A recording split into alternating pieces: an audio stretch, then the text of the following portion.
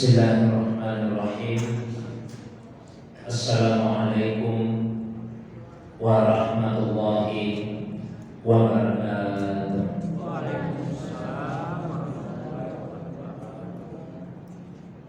Alhamdulillahilladzi anzala sakinata fi qulubil mu'minin.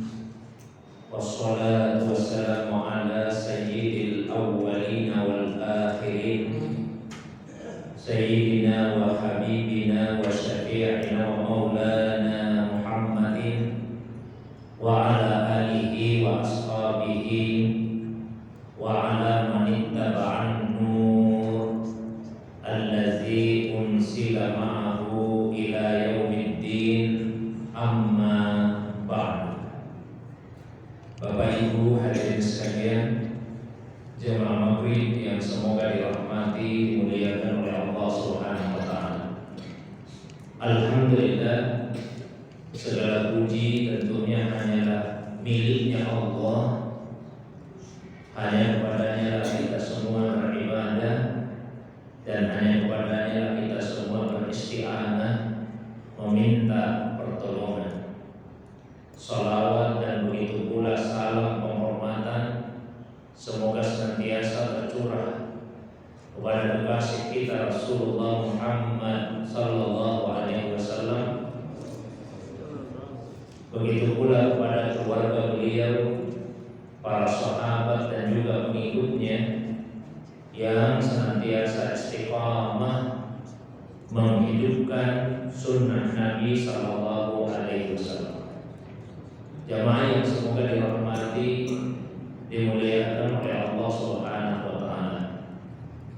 Alhamdulillah, malam ini kembali kita dihadirkan, dipertemukan oleh Allah dalam majlis yang semoga dimuliakan ini untuk sama-sama menambah pengetahuan agama kita melalui kajian, dan insya Allah sebagaimana biasa akan dilanjutkan dengan diskusi tentang berbagai pembahasan agama.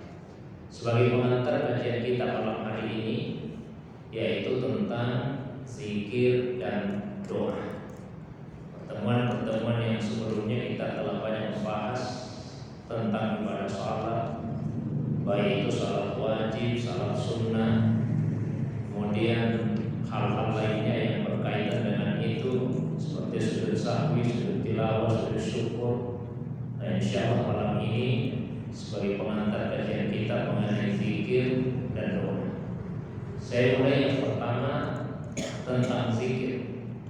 Secara bahasa, zikir artinya menghubungkan sesuatu dengan sesuatu yang lain.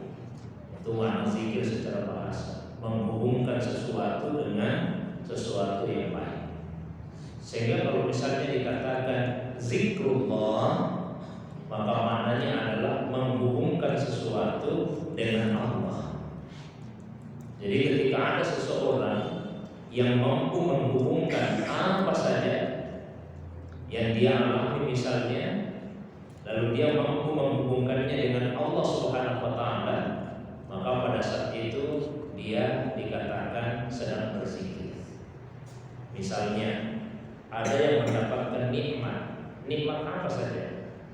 Bisa nikmat ilmu, nikmat kedudukan, nikmat jabatan, nikmat harta, nikmat kesehatan, dan nikmat-nikmat yang lainnya. Lalu kemudian muncul, tumbuh kesadaran di dalam hatinya bahwa nikmat itu adalah pemberian dari Allah. Maka begitu muncul kesadaran seperti itu di dalam hati, itu artinya dia sedang berzikir. Karena dia mampu menghubungkan perolehan nikmat itu dengan Allah. Lalu kemudian lisannya memuji Allah atas nikmat tersebut, sehingga ia ucapkan alhamdulillah. Maka ucapan itu juga adalah zikir, karena ia menghubungkan nikmat itu dengan Allah melalui ucapan alhamdulillah. Atau sebaliknya, ada seseorang ditimpa satu musibah apa saja, kehilangan harta, kehilangan anggota keluarga, atau kelaparan, kecemasan, ketakutan, dan musibah-musibah yang banyak. Lalu kemudian tumbuh kesadaran di dalam hatinya bahwa musibah itu adalah ujian dari Allah atas dirinya. Maka ketika kesadaran itu muncul, itu artinya dia sedang bersikir, karena ia mampu menghubungkan antara musibah itu dengan Allah. Kemudian lisannya misalnya mengucapkan inna lillahi wa inna ilaihi rajiun. Maka pada saat itu dia juga sedang bersikir. Dari contoh-contoh ini bisa kita simpulkan bahwa zikir ada yang menggunakan media hati dan zikir ada yang menggunakan media berupa lisan. Maka ada zikir dengan hati dan ada zikir dengan ucapan lisan. Kalau zikir dengan hati artinya menghadirkan di dalam hati sifat-sifat keagungan, kebesaran, kasih sayang, kesempurnaan dari Allah Subhanahu wa taala. Sementara zikir dengan lisan itu artinya mengucapkan kalimat-kalimat thayyibah yang merujuk kepada Allah Subhanahu wa taala. Bisa kalimat tasbih subhanallah, bisa kalimat tahmid alhamdulillah, bisa kalimat takbir Allahu akbar, bisa kalimat tahlil la ilaha illallah, dan kalimat-kalimat thayyibah yang lainnya. Kalau zikir dengan hati, maka dia tidak mempunyai batasan tempat, tidak mempunyai batasan waktu, dan tidak mempunyai batasan keadaan. Kapan saja, di mana saja, dan dalam keadaan apapun, seorang hamba itu seyogianya senantiasa berzikir dengan hatinya. Itulah yang dimaksud di dalam Al-Quran pada surah Al-Imran ayat 190-191, ketika Allah Subhanahu wa taala menjelaskan ciri-ciri dari ulul albab. Salah satu cirinya adalah alladzina yadhkurunallaha qiyaman wa qu'udan wa 'ala junubihim, yaitu mereka yang senantiasa berzikir dengan hatinya. Qiyaman, baik pada saat dia berdiri, wa qu'udan, ataupun pada saat dia duduk, wa 'ala junubihim, ataupun ketika dia berbaring. Intinya dalam keadaan apapun dengan hati. Dan itu pula yang dimaksud oleh Aisyah radhiyallahu anha ketika mensifati zikirnya Rasulullah sallallahu alaihi wasallam. Aisyah berkata, "Wa kana Rasulullah sallallahu alaihi wasallam yadhkurullaha fi kulli ahyani." Dan Rasulullah sallallahu alaihi wasallam itu senantiasa berzikir kepada Allah. Zikir dalam arti dengan hati. Fi kulli ahyani, dalam sepanjang hidupnya. Jadi tidak ada satu pun waktu di mana Rasulullah lalai dari mengingat Allah Subhanahu wa taala, termasuk dalam tidurnya sekalipun. Ketika Aisyah radhiyallahu anha bertanya kepada Nabi, "Ya Rasulullah, atanamu qabla an tutir?" Apakah Anda tidur dulu sebelum witir? Maka Nabi menjawab, "Tanamu ainayya wa la yanamu qalbi." Kedua mata saya terpejam, tapi hati saya tidak pernah tidur. Jadi Nabi itu, Bapak Ibu sekalian, sekalipun tidur hatinya tetap terjaga dan tetap berzikir, tetap ingat kepada Allah Subhanahu wa taala. Nah, ini zikir dengan hati. Tapi kalau zikir dengan lisan, mengucapkan 5 kalimat thayyibah tadi, maka ada waktu-waktu tertentu yang diprioritaskan. Misalnya berzikir setelah selesai sholat. Ada zikir-zikir tertentu, baik itu yang dicontohkan secara langsung oleh Nabi Sallallahu Alaihi Wasallam ataupun yang beliau perintahkan secara lisan. Misalnya membaca istighfar 3 kali setiap selesai mengucapkan salam. Karena kata Aisyah radhiyallahu anha, Rasulullah Sallallahu Alaihi Wasallam tidak insiraf, tidak berpaling dari salatnya sampai beliau mengucapkan Istighfar 3 kali. Astaghfirullah, astaghfirullah, astaghfirullah. Kemudian setelah itu beliau membaca Allahumma antas salam wa minkas salam tabarakta ya zal jalali wal ikram. Termasuk juga Rasulullah SAW memerintahkan untuk membaca ayat kursi setiap selesai sholat. Dan Nabi bersabda, man qara'a ayat al-kursi fi duburi kulli salatin la yamna'uhu min dukhulil jannah illa al-maut. Barang siapa yang membaca ayat kursi setiap selesai sholat, maka tidak ada yang menghalanginya masuk surga kecuali kematian. Artinya dia belum masuk surga itu karena masih hidup saja di dunia. Seandainya sudah meninggal sudah masuk surga. Begitu dahsyatnya keutamaan membaca ayat kursi setiap selesai sholat. Begitu juga membaca al-mu'awwizat, 3 surah-surah perlindungan, surah Al-Ikhlas, surah Al-Falaq, dan surah An-Nas. Kemudian membaca tasbih subhanallah, membaca tahmid alhamdulillah, membaca takbir Allahu Akbar dengan jumlah yang bervariasi. Bisa 10 kali, 10 kali, 10 kali, 10 kali subhanallah, 10 kali alhamdulillah, 10 kali Allahu Akbar. Bisa 11, 11, 11. Bisa 25, 25, 25. Semua ada riwayatnya. Bisa 33, 33, 33. Ini barangkali yang paling populer kita amalkan. Bisa juga 33 kali subhanallah, 33 kali alhamdulillah. Adapun takbirnya Allahu Akbar 34 kali. Sehingga jumlahnya secara keseluruhan menjadi 100 kali. Kemudian apabila memilih misalnya 33, 33, 33 dan menghitungnya dengan jari, karena Nabi SAW biasanya menghitung zikirnya itu, bilangan zikirnya dengan menggunakan ruas jari tangan kanan. Meskipun bukan berarti dilarang untuk menggunakan alat yang lain, misalnya tasbih boleh. Ya. Tapi Nabi SAW biasanya menggunakan ruas jarinya. Ada ulama yang mencontohkan misalnya 1 ruas jari untuk 4 jari ini 7 kali, 7, 28. Sementara untuk ibu jarinya 5, berarti 33 kali. Subhanallah, subhanallah, subhanallah, subhanallah, subhanallah, subhanallah, subhanallah. Itu 7. Ya, subhanallah, subhanallah, subhanallah, subhanallah, subhanallah, subhanallah, subhanallah, 7 kali. Tapi tidak harus seperti itu. Bisa pakai tasbih. Ada istrinya Nabi yang hitung pakai biji kurma. Subhanallah, subhanallah, subhanallah. Boleh. Jamaah yang dirahmati dimuliakan oleh Allah Subhanahu wa ta'ala. Kemudian yang berikutnya, saya sampaikan ringkas saya pengantar, nanti kita kembangkan dalam dialog. Yang berikutnya adalah doa. Doa itu mempunyai 2 makna. Yang pertama doa sebagai ibadah, dan yang kedua doa sebagai permohonan.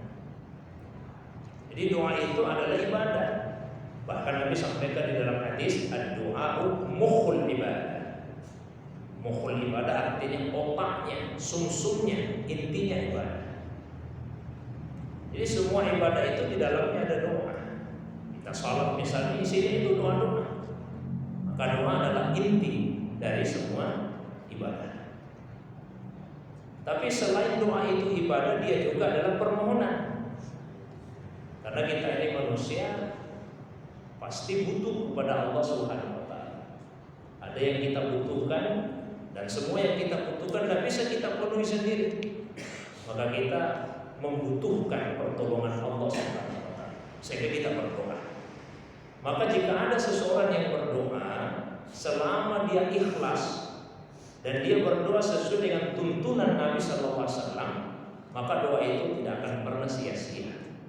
Tidak pernah sia-sia. Meskipun yang diminta, katakanlah misalnya tidak dipenuhi Allah, tapi doa tidak sia-sia.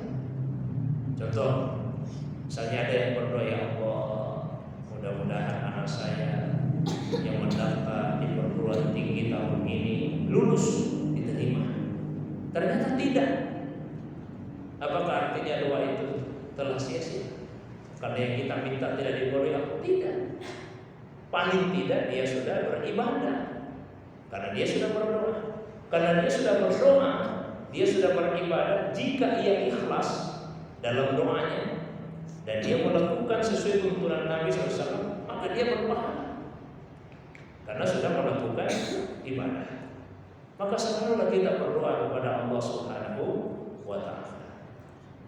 Dalam Al-Quran Allah SWT berfirman, wa idza sa'alaka ibadi anni fa inni qarib ujibu da'watad da'i idza da'ani falyastajibu li wal yu'minu bi la'allahum yarshudun. Dan apabila hamba-hambaku bertanya tentang saya, maka sesungguhnya saya dekat. Saya akan kabulkan doanya orang yang berdoa apabila mereka berdoa kepada saya. Maka hendaklah mereka memenuhi perintah-perintah saya dan hendaklah mereka beriman kepada saya agar mereka mendapatkan petunjuk. Kemudian Rasulullah SAW juga menegaskan di dalam hadis, "Ud'ullaha wa antum muqinuna bil ijabah." Berdoalah kepada Allah dalam keadaan kalian yakin bahwa doamu itu akan diijabah oleh Allah Subhanahu wa Ta'ala. Jadi jangan ragu-ragu, apalagi hati kita lalai. Dalam hadis yang lain Nabi sampaikan, innallaha la yaqbalu min qalbin ghafilin lahi. Allah tidak akan menerima doa yang berasal dari hati yang lalai, dari hati yang bermain-main, yang tidak serius, tidak sungguh-sungguh ketika berdoa kepada Allah Subhanahu wa Ta'ala.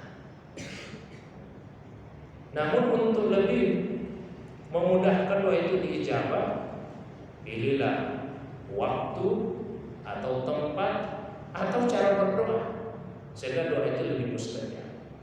Misalnya kalau dari segi tempat ya, multazam, kan disebutkan bahwa multazam tempat antara Hajar Aswad dengan pintu Ka'bah itu doanya mustajab. Dari segi tempat, dari segi waktu misalnya berdoa antara azan dengan iqamah itu mustajab doa.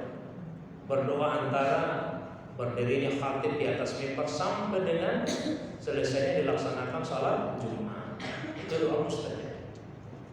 Berdoa ketika dalam keadaan berpuasa misalnya. Berdoa ketika turun hujan yang deras. Berdoa pada saat dianiaya misalnya. Itu disebut di hadis salasatun la turaddu da'watuhum. Ada 3 kelompok manusia yang doanya tidak akan ditolak oleh Allah. 1, dakwatul imamil adil, doanya pemimpin yang adil. Yang kedua, dakwatus shaimi hatta yuftir, doanya orang yang puasa sampai dia buka. Dan yang ketiga, dakwatul mazlum, doanya orang yang dizalimi, yang dianiaya. Bapak Ibu hadirin yang semoga dirahmati, dimuliakan oleh Allah Subhanahu wa Ta'ala. Kemudian dalam zikir, begitu juga dalam doa, boleh dilakukan sendiri-sendiri dan juga boleh untuk dilakukan secara berjamaah. Zikir dan doa boleh dilakukan dalam keadaan khafi, tersembunyi tanpa diketahui orang lain. Dan juga tidak dilarang apabila dilakukan secara jahat, secara alamiah, diketahui oleh orang banyak.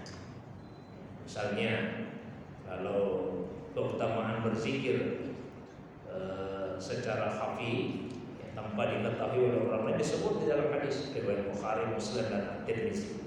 Sab'atun yuzilluhumullahu yawma la zilla illa zilluh. Ada 7 kelompok manusia yang akan dilindungi oleh Allah di hari kemudian. Pada hari tidak ada perlindungan kecuali perlindungannya Allah. 7 kelompok manusia. Salah satunya adalah rajulun zakarallaha khaliyan fafadat aynahu biddumun. Seseorang yang berzikir kepada Allah dalam keadaan sunyi, lalu kemudian menetes air matanya karena takutnya kepada Allah Subhanahu. Tapi juga boleh Pak berzikir dalam keramaian, dalam jemaah. Tidaklah berkumpul sekelompok orang di salah satu rumah di antara rumah-rumahnya Allah, Mereka berkumpul untuk apa? Yazkurunallah, untuk berzikir. Kecuali ada 4 keutamaan yang akan diperoleh. Nazalat alaihimus sakinah, ketenangan akan turun kepada mereka. Wa ghasyiyatuhumur rahmah, kasih sayang Allah akan meliputi mereka. Wa haffathumul malaikat, malaikat menaungi, mengelilingi mereka. Wa zakarahumullahu fiman indah, dan nama-nama mereka akan disebut-sebut, dibangga-banggakan oleh Allah di hadapan para malaikatnya. Bisa Pak zikir berjamaah. Doa juga begitu. Berjamaah dalam arti ada yang berdoa, ada yang mengaminkan. Di dalam hadis riwayat At-Tabrani, Rasulullah SAW bersabda, "Ma istama'a al-qaumul muslimun." Tidaklah berkumpul satu kaum, sekelompok orang Islam, fayadu'u ba'duhum wa yu'amminu ba'duhum, lalu sebagian di antara mereka berdoa dan sebagian yang lain mengaminkannya, illa istajaballahu du'a, melainkan Allah akan mengabulkan doa mereka. Ada yang berdoa, kemudian yang mendengar doa tersebut mengaminkannya, maka Allah SWT akan mengijabah doa. Rasulullah SAW juga pernah bersabda, utitu amin bis salati wa inda du'a. Ini di pengantar kitab tafsir Ibnu Katsir.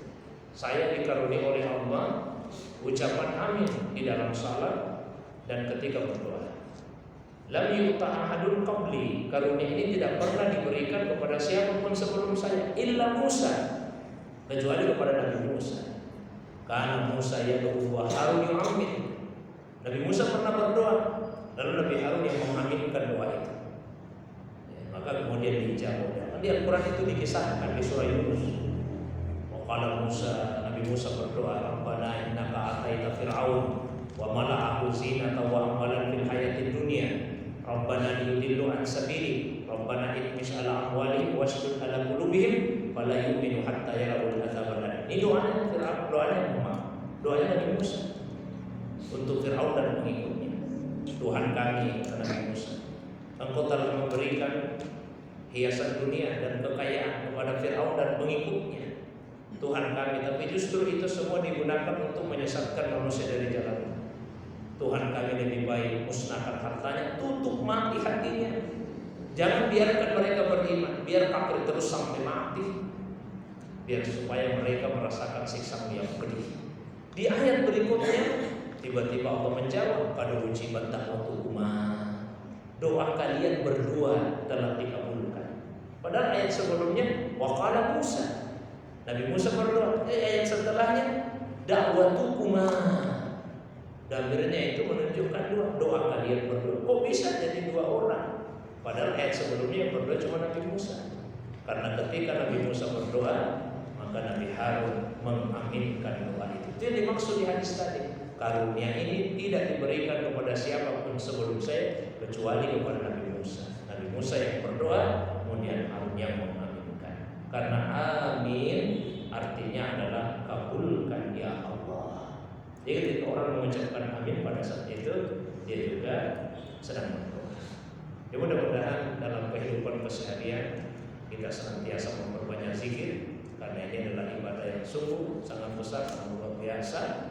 Kemudian kita senantiasa berdoa kepada Allah Subhanahu wa Ta'ala. Barangkali itu pengantar yang saya sampaikan. Sebagaimana biasa saya berikan waktu yang lapang.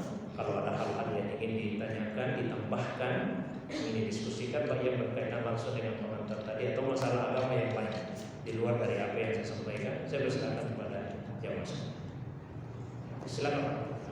Terima kasih. Assalamualaikum warahmatullahi wabarakatuh. Assalamualaikum.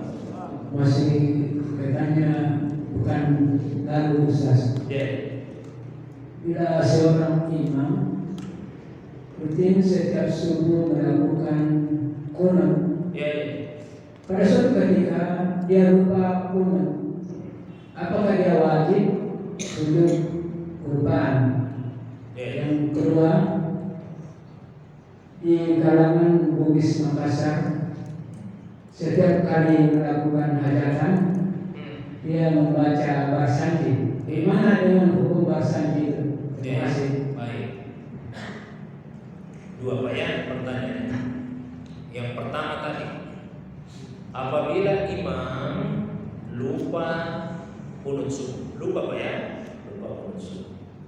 apakah dia diwajibkan untuk sujud sahwi? Itu pertanyaan seperti itu.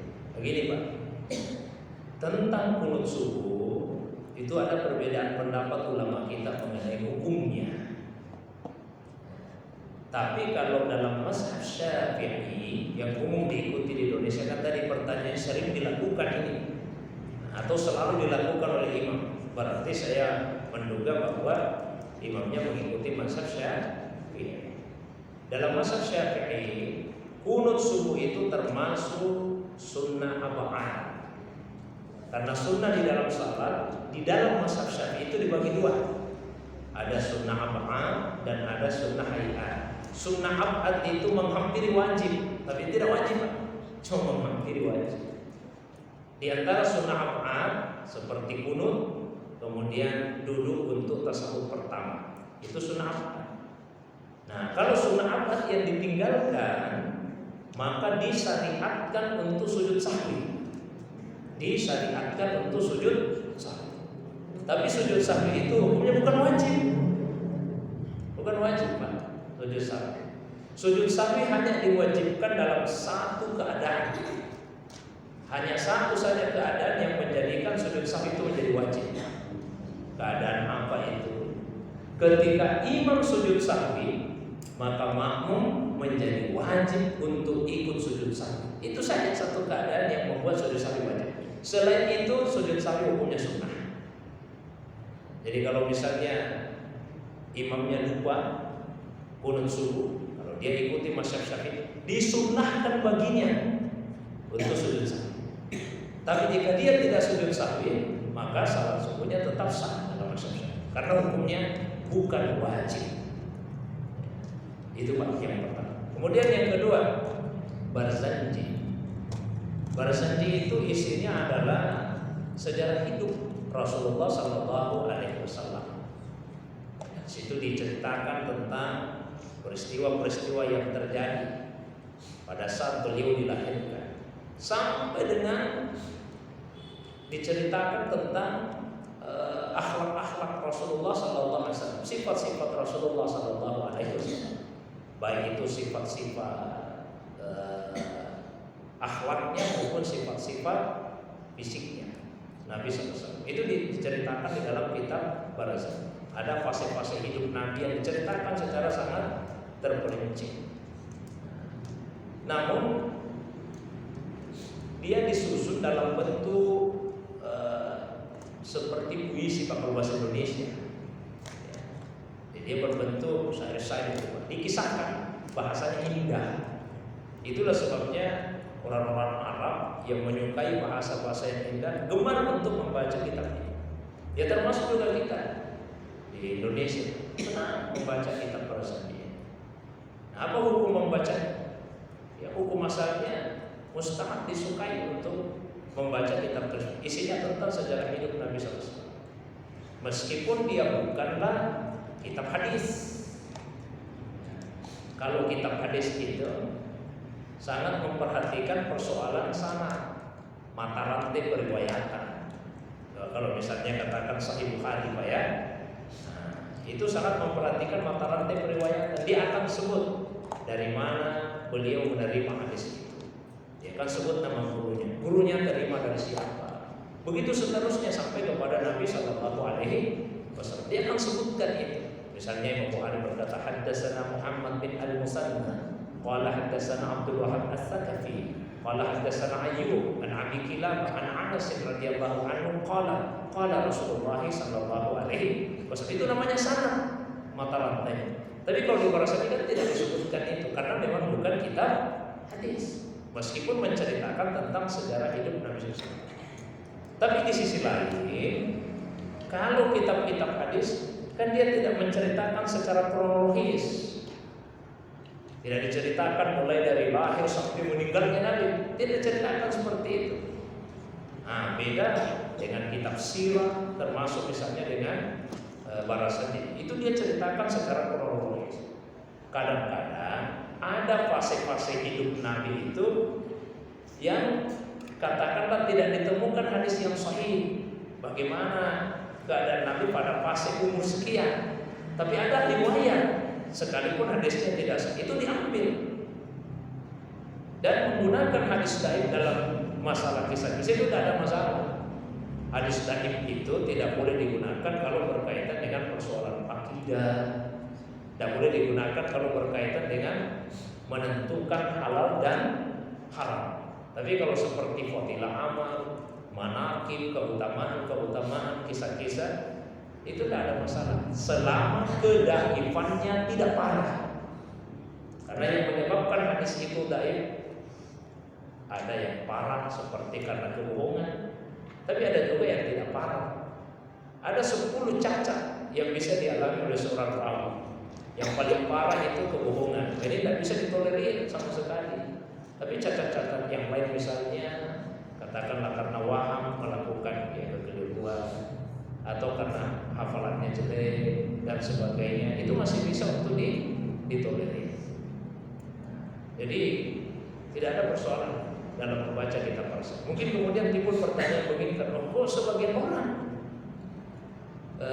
katakanlah bahkan sampai biasa dengar Pak ya, ada yang membid'ahkan atau yang melarang Pak ya.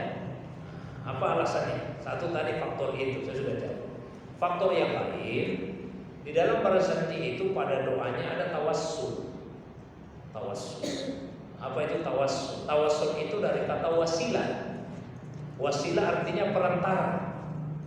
Jadi tawassul maknanya adalah berdoa kepada Allah dengan menggunakan perantara. Ada tawassul yang disepakati ulama kita kebolehannya. Ada tawassul yang disepakati ulama kita ketidakbolehannya. Ada tawassul yang ulama beda pendapat, ini boleh atau tidak. Saya berikan contoh. Yang disepakati kebolehannya, tawassul dengan menggunakan namanya Allah. Itu boleh. Kan di Al-Quran disebut walillahil asmaul husna fad'uhu biha. Dan Allah itu punya nama-nama yang indah, maka berdoalah kepada Allah biha, dengan menjadikan nama-namanya yang indah itu sebagai perantara. Nah, misalnya Pak, kita berdoa menyebut nama Allah sesuai kandungan doa kita. Ada yang minta misalnya kedalaman ilmu, ya alim, ya alim, ya Allah dengan nama al-alim yang maha berilmu, anugerahkanlah kepada saya ilmu. Kita berdoa ya Latif, ya Latif, ya Latif, ya Allah dengan namamu ya Latif yang maha lembut, maka lembutkanlah hati-hati manusia sehingga mereka tidak kasar kepada saya. Misalnya ada yang meminta kekayaan, ya Allah dengan namamu Al-Ghani yang maha kaya, maka berikanlah saya kekayaan, kecukupan, dan lain-lain Pak. Disesuaikan itu kan. Itu sepakat ulama boleh berdoa kepada Allah dengan menggunakan namanya sebagai perantara. Yang disepakati juga kebolehannya menjadikan amal saleh kita sebagai perantara. Contoh Pak ya, kita ada masalah ini hari ini. Misalnya ada masalah Pak hari itu, kita teringat, oh minggu lalu saya pernah menyumbang ke panti asuhan. Lalu kita berdoa, ya Allah hari ini saya punya masalah berat, tapi minggu lalu ya Allah saya sudah melakukan ketaatan, saya menyumbang ke panti asuhan. Kalau apa yang saya lakukan itu ikhlas ya Allah, maka dengan berkahnya keluarkan saya dari masalah yang saya hadapi. Itu sepakat ulama boleh. Kita sebut amal saleh yang pernah kita lakukan, karena ada kisahnya. Dan Nabi pernah menceritakan, pernah ada 3 orang mengadakan perjalanan, terus masuk berlindung ke dalam satu gua. Tiba-tiba ada batu besar menggelinding dan persis menutupi mulut gua itu. Didorong dengan keras, didorong dengan keras, tapi bisa bergeser. Dan tiap-tiap dari 3 orang tadi berdoa kepada Allah dan masing-masing menyebut kebaikannya, amal salehnya. Ada yang sebut-sebut saya ini anak yang berbakti kepada ibu saya. Setiap saya pulang ke rumah saya selalu bawakan susu untuk ibu saya. Istri saya, anak saya tidak boleh minum sebelum ibu saya dulu yang minum. Ada yang sebut kebaikannya sebagai seorang majikan. Ya Allah, saya ini seorang majikan, punya banyak anak buah, karyawan, saya selalu penuhi hak-hak mereka. Ya.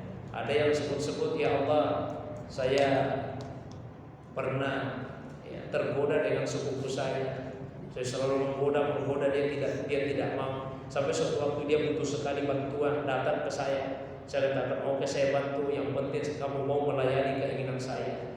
Tapi ketika dia sudah bersedia, karena begitu butuhnya bantuan, gue tiba-tiba ya ucapkan takutlah kepada Allah. Masuk ucapan itu di hati saya, takut kepada Allah. Tak jadi saya lakukan itu ya. Semua sebut kebaikannya, maka boleh menjadikan amal saleh itu sebagai wasilah perantara. Itu sepakat ulama. Yang disepakati tidak boleh seperti apa yang dilakukan oleh orang-orang musyrik. Kan ketika ditanya kenapa mereka menyembah berhala-berhala itu, apa jawaban mereka? Tiadalah kami menyembah ini kecuali liyuqarribuna ilallahi zulfa, supaya mereka mendekatkan kami kepada Allah. Wah, itu tidak boleh. Yang beda pendapat ulama kita, satu lagi yang disepakati, bertawassul dengan Nabi ketika beliau hidup, masih hidup. Itu ulama sepakat kebolehannya. Pernah ada orang buta atau paling tidak penglihatannya Pak Bulan dari al-wasat itu disebut di hadis, lemah penglihatannya. Datang ke Nabi minta supaya didoakan kesembuhan. Nabi pada awalnya menawarkan, kalau kamu sabar itu lebih baik, tapi kalau tidak saya ajari doa. Dia minta didoakan. Nabi ajari.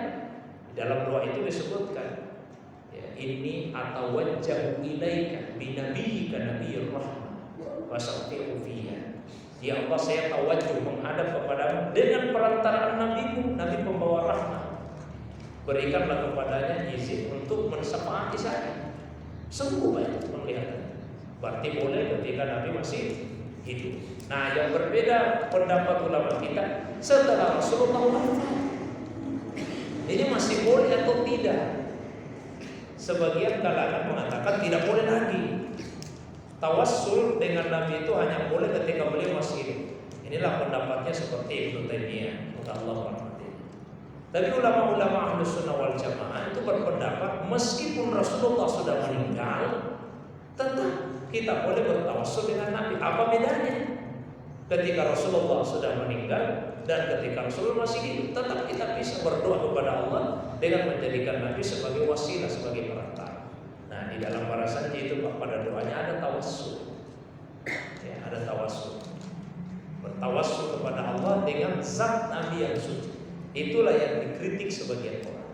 Jadi kalau saya pribadi cenderung kepada pendapat ulama kita yang menyatakan tidak ada masalah bertawassul dengan Nabi sekalipun beliau sudah meninggal. Tapi kita hormatilah perbedaan pendapat itu.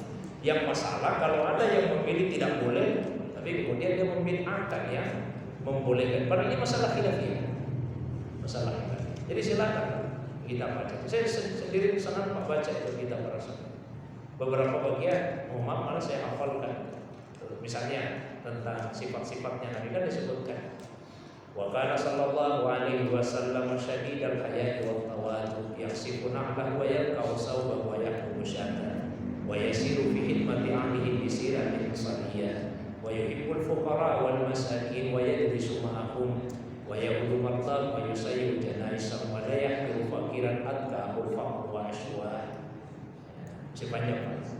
Dan Nabi sallallahu alaihi wasallam itu sangat pemalu, beliau sangat rendah hati termasuk kepada keluarganya. Begitu pemalu dan rendah hatinya Nabi, beliau tidak mau menyusahkan istrinya. Sehingga kalau tali sandalnya putus, beliau sambung sendiri. Kalau pakaiannya robek, beliau jahit sendiri. Kalau beliau ingin minum susu, beliau perah sendiri. Dan beliau membantu keluarganya tanpa pernah berkeluh kesah. Beliau sangat mencintai orang-orang fakir dan orang-orang miskin, suka duduk bersama-sama dengan mereka. Kalau ada yang sakit, beliau jenguk. Ada yang meninggal, beliau ikut membantu pengurusan jenazahnya. Dan pernah sekalipun beliau menghina orang hanya karena kemiskinan. Oh, itu isi kitab perasaan itu. Kadang-kadang ada yang melarang, tapi tidak pernah dibaca. Kalau kita baca, Pak, hapuskan itu isi. Mungkin itu, Pak, ya. Allah. Silakan.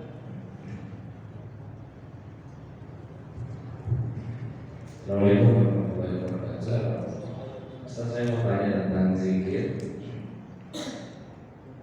Kalau misalnya ada waktu, saya ada waktu luang gitu, terus bisakah saya zikir sambil saya misalnya nonton YouTube atau Facebook gitu?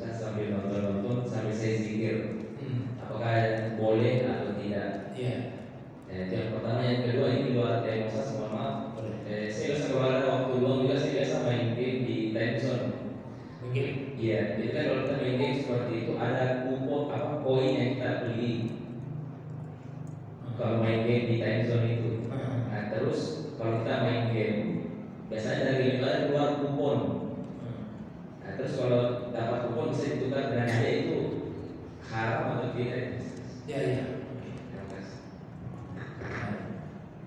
Yang pertama Pak ya, nonton YouTube sambil berzikir boleh tidak? Tergantung apa yang ditonton.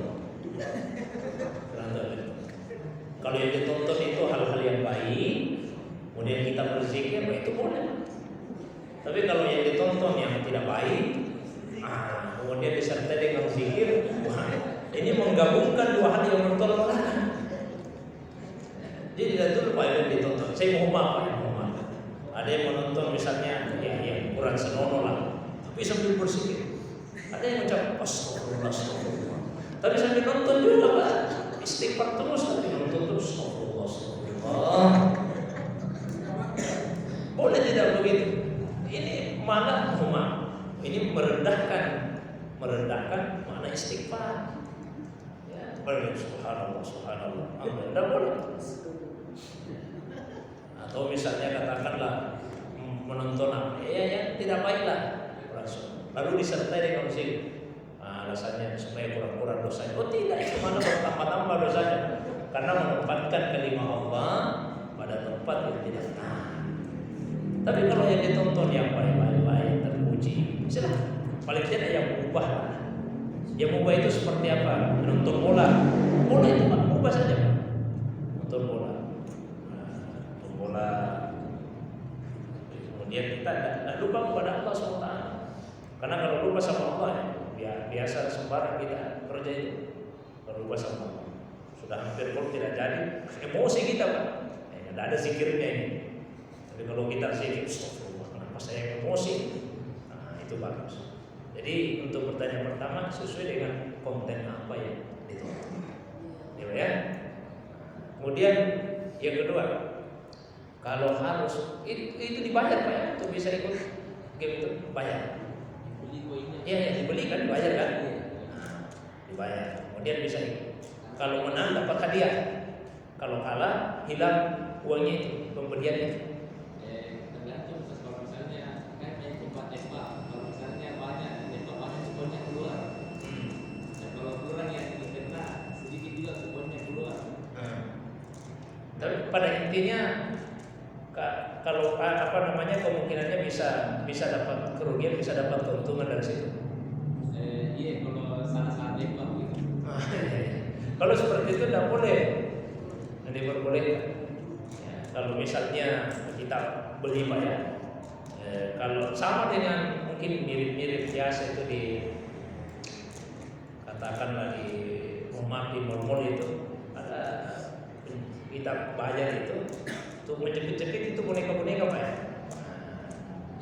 Dibayar dulu, kemudian kita menjepit-jepit boneka. Kalau didapat, kita dapat bonekanya. Tapi kalau kita kalah ya hilang saja uang yang kita keluarkan. Itu dari diperbolehkan. Itu termasuk bagian dari maisir. Ya, hindarilah hal-hal yang seperti itu. Mungkin itu dua pertanyaan. Allah bisa. Siapa? Oh iya, satu lagi.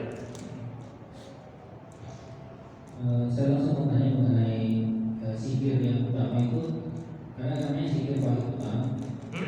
Zikir pagi petang. Oh iya. Ya, zikir pagi petang kan terikat sama waktu itu. Kemudian lebih utama mana dengan membaca Al-Quran. Ada satu juga sebaik-baik zikir adalah membaca Al-Quran. Jadi mungkin utamanya. Ini Pak, tadi saya sebut bahwa zikir itu menghubungkan sesuatu dengan Allah. Kalau ada yang membaca Al-Quran, kira-kira aktivitas itu akan mengingatkan dia kepada Allah atau tidak? Kalau baca Quran, mengingatkan kita kepada Allah atau tidak? Tentu mengingatkan kepada Allah. Maka membaca Al-Quran itu bagian dari zikir.